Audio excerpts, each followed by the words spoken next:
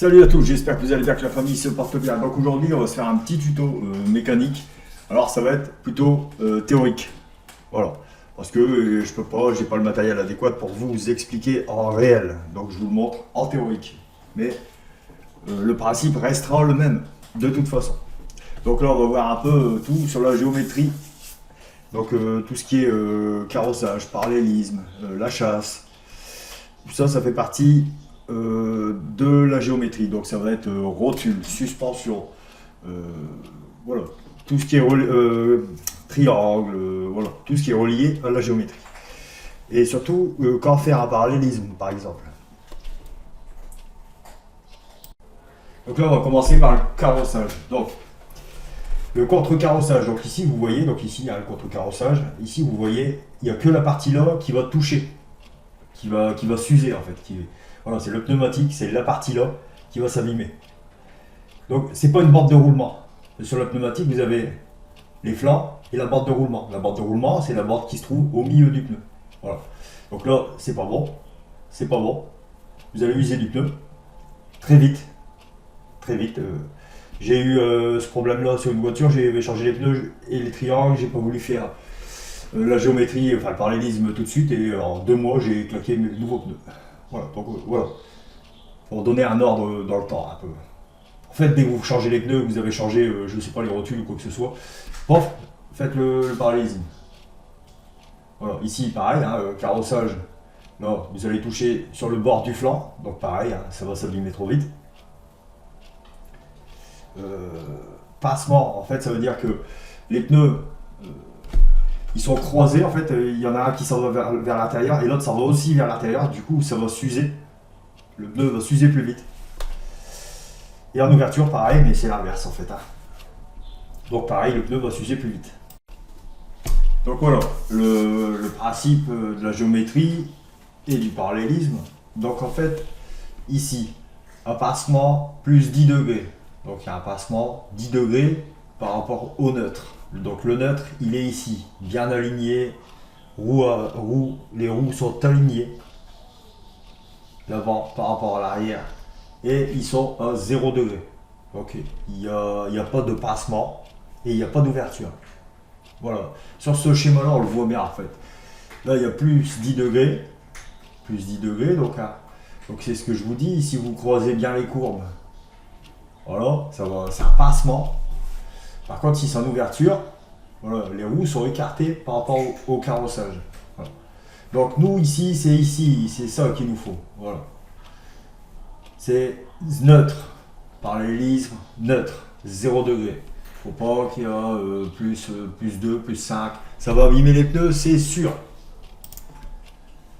Voilà, donc beaucoup de personnes disent aussi que quand on change les pneus, on est obligé de faire le parallélisme. Donc c'est tout à fait faux, on n'est pas obligé. Sauf si vos pneus ont été usés, pas de façon régulière, c'est-à-dire sur les flancs, c'est abîmé sur le coin du pneu.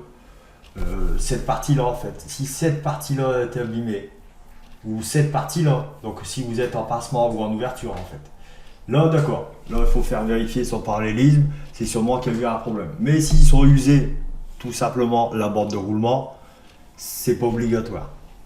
Après vous pouvez le faire contrôler, vous pouvez demander à votre garagiste de le faire contrôler, mais c'est pas obligatoire. Bon, après, il y a l'équilibrage. Donc là, quand vous changez les pneus, vous devez, enfin, le mécanicien qui va vous installer vos pneus doit faire l'équilibrage. Donc c'est une machine en fait qui fait tourner le pneu et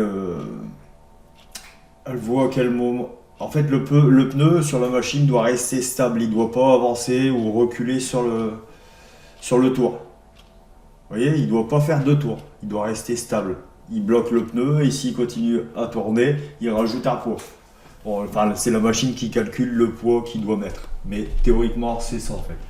Donc là, vous voyez, il manquait 20 grammes. Voilà, donc il a rajouté 20 grammes à cet endroit-là. Voilà. Ça doit être fait d'office. Hein. Quand ils montent vos pneus, ils doivent le faire d'office. Le contrôle, équilibrage.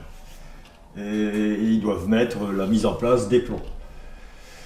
Donc il se peut que vous en perdez un, ça peut arriver, ça m'est déjà arrivé, vous pouvez perdre le plomb. Donc il faut refaire équilibrer où vous avez installé vos plombs parce qu'ils sont censés vous le refaire gratuitement.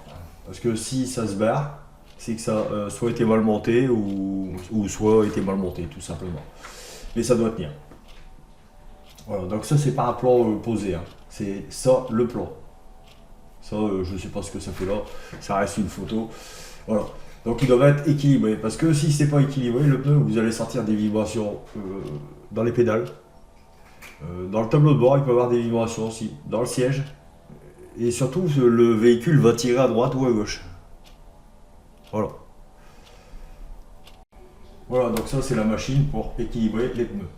Bon, il y en a des plus performantes avec laser, tout ça, mais le principe reste le même.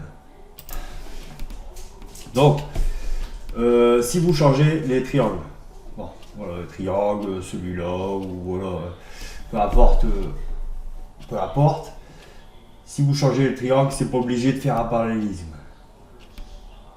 Bon, après, s'il a plus de 50 000 km le dernier parallélisme, vous pouvez le faire, c'est mieux. Ça va corriger les défauts. Après, il y a la rotule, bon, donc la rotule de direction. Bon, là par contre, il faut vraiment le faire parce que c'est quasi impossible de récupérer le bon réglage. Voilà, ça va être quasi impossible, donc il vaut mieux le faire. Rotule de suspension, c'est pas nécessaire. Là, vous n'êtes pas obligé de le faire, rotule de suspension. Donc, triangle, si vous avez plus de 50 000 que vous n'avez pas fait de parallélisme, faites-le. Rotule de direction, là, il faut le faire. Les suspensions, c'est pas nécessaire de le faire. C'est même, faut pas le faire. Voilà, donc vraiment, faut le faire vraiment sur les rotules de direction. Les bras, c'est pas obligatoire. Voilà. Donc voilà, si vous voulez faire une réfection du train avant ou du train arrière, tout ce qui est kit complet, donc les kits comme ça, donc vous avez les triangles, les biellettes, les rotules de direction. Donc là, vous serez obligé de faire un parallélisme. Sauf si vous ne remplacez pas les rotules de direction. Là, vous n'aurez pas de parallélisme à faire. Voilà. Voilà, cette vidéo est terminée. J'espère que ça vous aura plu. Lâchez un max de pouces et laissez des petits commentaires si vous avez des trucs à rajouter. Allez, salut!